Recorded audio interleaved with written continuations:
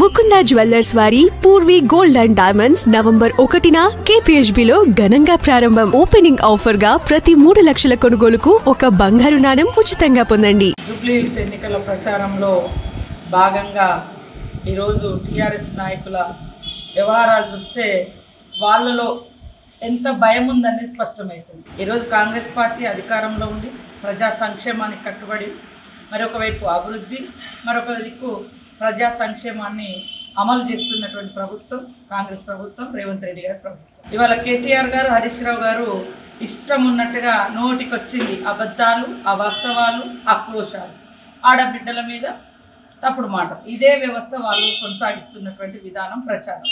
ఇవాళ నేను కేటీఆర్ గారిని ఒకటే మాట మాట్లాడాను.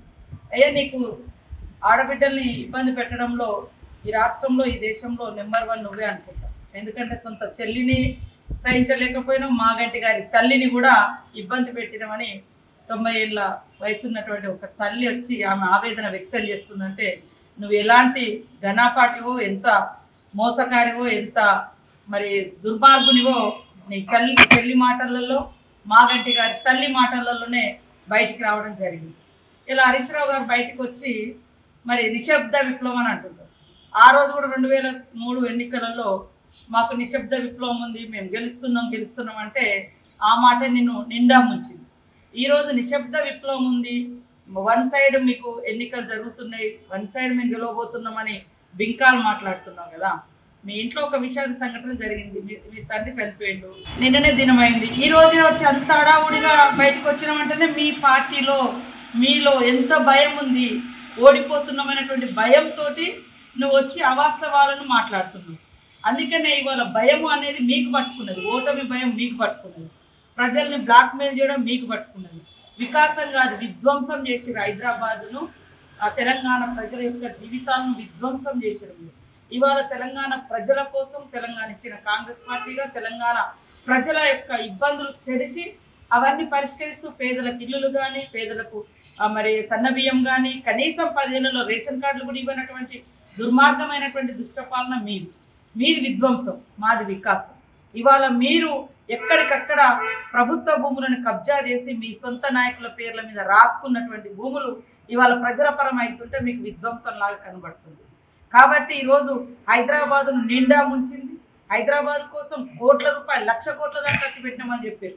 ఆ 1,00,000 కోట్లు మీరు ఖర్చు పెట్టుంటే హైదరాబాద్లో ఇవాళ సైడ్ లైన్స్ లేవు, ఎక్కడెక్కడ మోరీలు పొంగి పొర్లుతున్నాయి, రోడ్లు చక్కగా లేవు, మరి కెనాల్స్ చక్కగా లేవు, బ్రిడ్జెస్ లేవు, కనీసం ఒక గల్లీ నుంచి ఇంకో గల్లీకి రోడ్ వ్యవస్థ చక్కగా లేదు. ఇవన్నీ మీరు మింగిరు కాబట్టి ప్రజలకేం నిలబడలేదు.